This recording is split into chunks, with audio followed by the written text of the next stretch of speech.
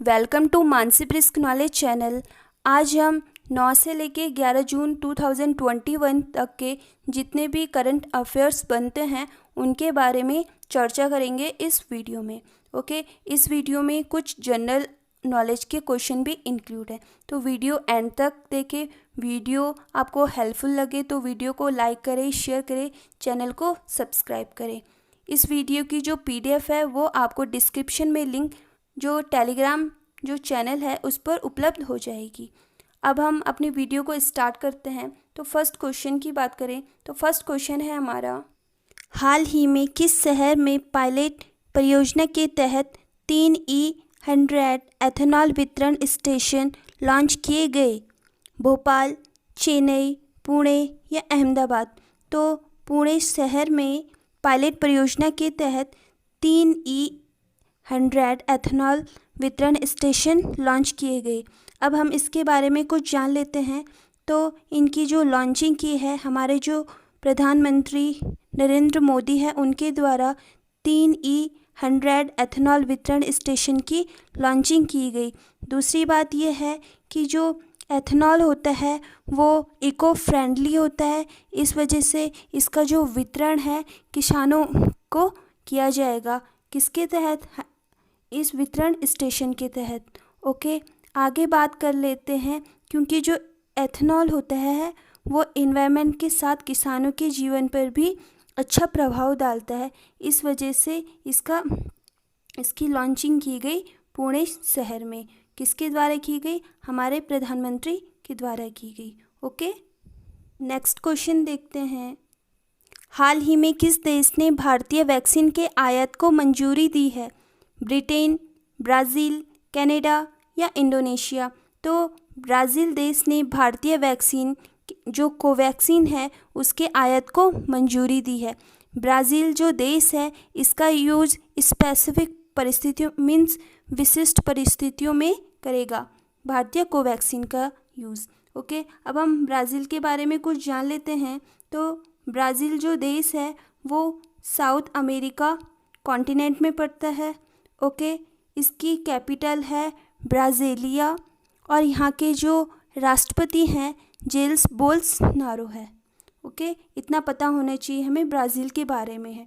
तो इसका जो आंसर है, ब्राज़ील देश ने भारतीय वैक्सीन के आयात को मंजूरी दी है और ब्राज़ील इसका यूज़ करेगा विशिष्ट परिस्थितियों में, जब वहाँ पे वैक्सीन की कमी होगी या कुछ अलग परिस्थितियों में इसका यूज़ करेगा। ओके, अब नेक्स्ट क्वेश्चन देखते हैं। तो नेक्स्ट क्वेश्चन है हमारा, iFamila डेटाबेस किसने लॉन्च किया? इंटरपोल, IUCN, WHO या इसरो? तो इंटरपोल के द्वारा iFamila डेटाबेस लॉन्च किया गया। कहते हैं iFamila डेटाबेस क्या है, जो कि क्या इंटरपोल ने लॉन्च किया। इंटरपोल ये एक पुलिस है, वर्ल्ड की पुलिस है इसको कहते हैं। ओके, अब हम जान लेते हैं कि iFamila जो डेटाबेस है इसका वर्क क्या होगा। तो इसका वर्क होगा जो वर्ल्ड में जो मिसिंग जो पर्सन है उनको आइडेंटिफाई करना, किसके तहत? उनके रिलेटिव के DNA के इस्तेमाल से। मीन्स दुनिया भर में जो मिसिंग पर्सन है उनको पहचान करने के लिए iFamila डेटाबेस को लॉन्च किया। किसने किया? इंटरपोल ने। ओके, अब हम इंटरपोल के बारे में कुछ जान लेते हैं। तो इंटरपोल के जो अध्यक्ष हैं किम जोंग यांग है। इसकी स्थापना हुई है 1933 में और इसका जो मुख्यालय है लियो फ्रांस में स्थित है। इसका जो मोटो है, एक सुरक्षित दुनिया के लिए पुलिस को जोड़ना, इंटरपोल का मोटो है। ओके, इंटरपोल को वर्ल्ड की पुलिस भी कहते हैं। अब हम नेक्स्ट क्वेश्चन की बात करते हैं। तो नेक्स्ट क्वेश्चन है हमारा, प्राणवायु देवता पेंशन योजना शुरू करने वाला राज्य कौन सा है? हिमाचल प्रदेश, मध्य प्रदेश, हरियाणा या केरल? तो हरियाणा जो गवर्नमेंट है उन्होंने प्राणवायु देवता पेंशन योजना की शुरुआत की है। अब ये योजना क्या है इसके बारे में हम जान लेते हैं। प्राणवायु देवता पेंशन योजना क्या है तो इसके बारे में कुछ जान लेते हैं। तो जो 75 या उससे अधिक साल के जो पेड़ हैं उनकी पहचान की जाएगी इस योजना के तहत, और उनको क्या बोलते हैं, लोकली जो पर्सन्स हैं उनकी रेख देख में रखा जाएगा। और इसके तहत जो वहाँ की जो ग्राम पंचायत होगी उसको क्या बोलते हैं, उन पेड़ों के रख रखाव के लिए पर ईयर पर पेड़ के हिसाब से 2500 रुपये उस ग्राम पंचायत को दिया जाएगा। इस योजना के तहत प्राणवायु देवता योजना, जो 75 ईयर्स से ज़्यादा वाले पेड़ हैं उनकी रख रखाव के लिए ये योजना स्टार्ट की गई। ओके, जिससे क्या बोलते हैं, लोग इनकी देखभाल करें। मैप में देखें तो हरियाणा इस पोजीशन पे लोकेटेड है। ये एक लैंडलॉक स्टेट है। इसके चारों ओर जो स्टेट हैं देख लेते हैं इनको। हिमाचल प्रदेश है, इधर से पंजाब, राजस्थान और उत्तर प्रदेश है। ओके, अब इसके बारे में जान लेते हैं। तो हरियाणा की जो कैपिटल है चंडीगढ़ है। यहाँ के जो गवर्नर हैं सत्यदेव नारायण आर्य हैं, और यहाँ के चीफ मिनिस्टर हैं मनोहर लाल खट्टर। अब हम नेक्स्ट क्वेश्चन की ओर बढ़ते हैं अपना। तो नेक्स्ट क्वेश्चन है, जहाँ वोट वहाँ वैक्सीन कार्यक्रम किसने शुरू किया? जयपुर, चेन्नई, मुंबई या दिल्ली? तो दिल्ली गवर्नमेंट के द्वारा जहाँ वोट वहाँ वैक्सीन कार्यक्रम स्टार्ट किया गया। अब हम देखते हैं कि जहाँ वोट वहाँ वैक्सीन जो कार्यक्रम है इसके तहत क्या होगा। जहाँ वोट वहाँ वैक्सीन कार्यक्रम के तहत क्या होगा, इसके बारे में कुछ जान लेते हैं। जैसे लोग वोट के लिए क्या जाता है, वोट सेंटर जाते हैं, वैसे ही वैक्सीन सेंटर्स बनाए जाएंगे। लोगों का जो वैक्सीनेशन होगा उसको क्या बोलते हैं, उनके वोट सेंटर्स में बनाया जाएगा, जिससे क्या बोलते हैं ज़्यादा से ज़्यादा वैक्सीनेशन कंप्लीट हो दिल्ली में। ओके, नेक्स्ट क्वेश्चन की बात करें तो नेक्स्ट क्वेश्चन है, भारत के नए चुनाव आयुक्त कौन बने हैं? अरुण मिश्रा, एस.के. सोडी, अनूप पांडे या सुशील चंद्र? तो भारत के जो नए चुनाव आयुक्त बने हैं वो अनूप पांडे बने हैं। ओके, जो सुशील चंद्र हैं वो हमारे मुख्य चुनाव आयुक्त हैं। ओके, जो चुनाव आयुक्त होते हैं उसके तीन मेंबर होते हैं। एक उसमें चीफ होता है, चीफ जो इलेक्शन कमीशन होते हैं एक, और दो इसमें और मेंबर होते हैं। एक तो अनूप पांडे है जो हाल ही में बने हैं, और जो दूसरा है वो है राजीव कुमार। ओके, इतना पता होना चाहिए हमें इसके बारे में। तो क्या क्या देखा हमने, सुशील जो चंद्रा हैं ये हमारे मुख्य चुनाव आयुक्त हैं, जो अनूप पांडे हैं ये इसके मुख्य जो चुनाव आयुक्त बने हैं नए, और जो दूसरे जो चुनाव आयुक्त हैं हमारे वो राजीव कुमार है। ओके, अब हम इसके बारे में और कुछ जान लेते हैं। तो जो पहले मुख्य चुनाव आयुक्त बने हैं, मीन्स फर्स्ट जो इलेक्शन कमीशन बने हैं चीफ, वो हैं सुकुमार सेन। ओके, इतना हमें पता होना चाहिए इसके बारे में। अब हम ऑप्शंस की बात करें तो ऑप्शन में है हमारा अरुण मिश्रा। तो हमने पढ़ा है पहली वीडियोस में कि जो अरुण मिश्रा हैं ये बने हैं नेशनल जो ह्यूमन राइट्स कमीशन के अध्यक्ष बने हैं अरुण मिश्रा। ओके, और जो एस.के. सोडी है ये बने हैं इंडियन जो डेयरी फेडरेशन है बोर्ड के अध्यक्ष बने हैं एस.के. सोडी। तो हमें पता होना चाहिए कि क्या बोलते हैं जो भारत के जो नए चुनाव आयुक्त कौन बने। तो इसका जो आंसर है अनूप पांडे। ओके, जो सुशील चंद्र हैं वो 24वें हमारे मुख्य चुनाव आयुक्त बने हैं। इससे पहले जो थे 23वें जो हमारे मुख्य जो चुनाव आयुक्त थे वो थे सुनील अरोड़ा। ओके, सुनील अरोड़ा जिन्हें क्या बोलते हैं गोवा का राज्यपाल बनाया गया है। देहिंग पटकाई नेशनल पार्क किस राज्य का 7वां नेशनल पार्क है? मणिपुर, मध्य प्रदेश, असम या केरल? तो असम राज्य का जो नया पार्क बना है 7th बना है, देहिंग पटकाई नेशनल पार्क बना है। ओके, अब इसकी एरिया की बात करें तो इसका जो एरिया है 234.26 किलोमीटर है। ठीक है, और यहाँ जो स्पीसीज़ है 310 स्पीसीज़ है। ये पहले असम का जो देहिंग पटकाई है ये सेंचुरी थी, मीन्स अभ्यारण्य था। ओके, हाल ही में एक और जो नेशनल पार्क बनाया गया है 6वां है वो असम का, वो रायमोना नेशनल पार्क बना है, वो भी असम है। अब जो असम राज्य है वो दूसरा सबसे ज़्यादा नेशनल पार्क वाला राज्य बन गया है। अब दूसरा बना है तो हमें पहले वाले का पता होना चाहिए। तो जो पहला है वहाँ 9 है, 9 मध्य प्रदेश में 9 नेशनल पार्क है।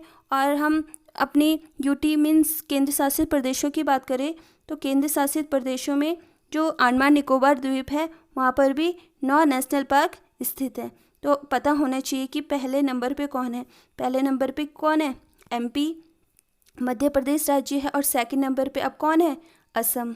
ठीक है, असम में 7 नेशनल पार्क है और एमपी में 9 नेशनल पार्क है। ओके, अब हम असम के बारे में कुछ जान लें तो असम की जो कैपिटल है दिसपुर है, दिसपुर है। ओके, और यहाँ के जो चीफ मिनिस्टर हैं वो हैं हिमंत विश्व शर्मा। ओके, अब हम आगे बढ़े तो कॉमन जानकारी जान लेते हैं। तो यहाँ के जो इम्पोर्टेंट जो नेशनल पार्क हैं जो पेपरों में सबसे ज़्यादा पूछे जाते हैं, तो एक है मानस नेशनल पार्क। ओके, और दूसरा है काजीरंगा नेशनल पार्क। ओके, जो काजीरंगा जो नेशनल पार्क है वो है एक सींग वाले गेंडे के लिए प्रसिद्ध।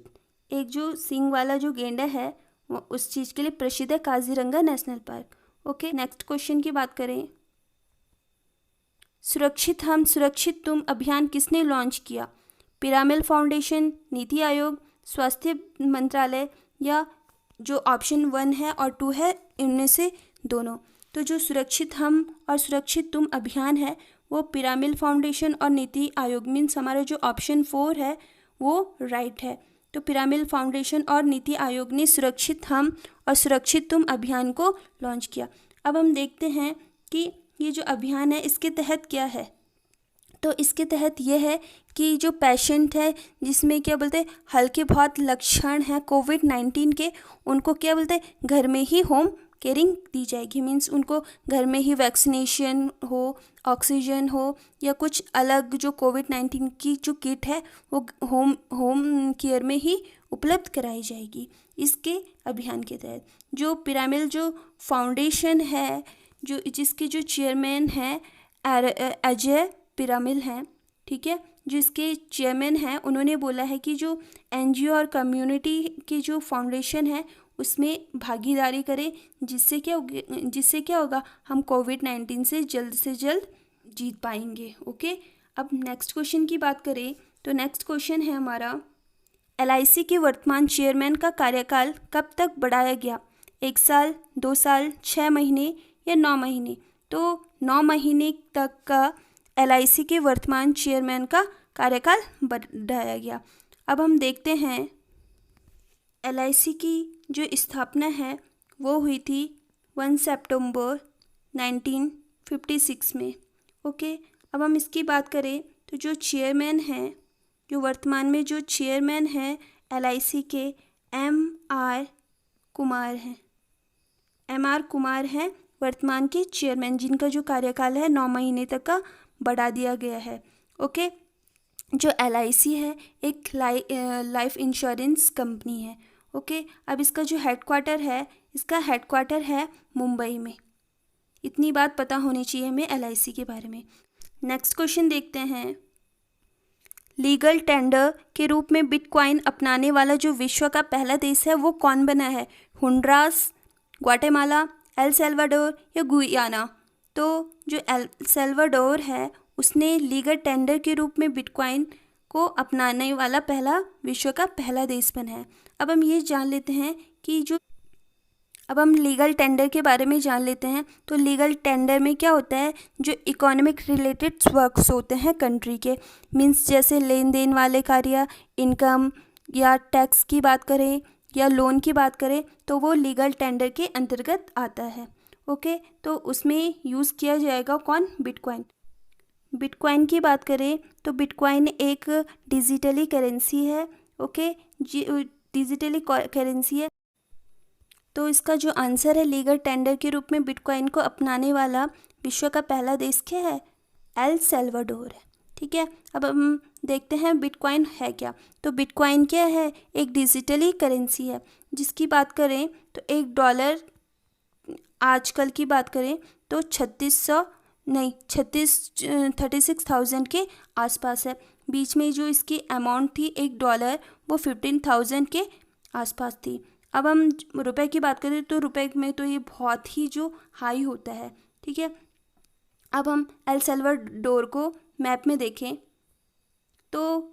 देखें तो ये अमेरिका में पड़ता है और अमेरिका में भी पड़ता है ये सेंट्रल अमेरिका में, ओके। इस वाली पोजीशन में पड़ता है एल सल्वाडोर, ओके। अब हम इसको जूम करके देखें, इस वाले पार्ट का है ये है सेंट्रल अमेरिका का पार्ट, ओके। इसकी जो ये है एल सल्वाडोर, ठीक है। इसकी जो बाउंड्री जो कंट्री है, एक है ग्वाटेमाला और होंडुरास इसकी जो पड़ोसी देश हैं। इसकी बात करें तो इसकी जो कैपिटल है तो इसकी कैपिटल है सैन सल्वाडोर, जैसा नाम है एल सल्वाडोर और जो इसकी कैपिटल है सैन सल्वाडोर है, ओके। वीडियो को लाइक, शेयर, सब्सक्राइब करें चैनल को न्यू अपडेट्स के लिए। Thanks for watching.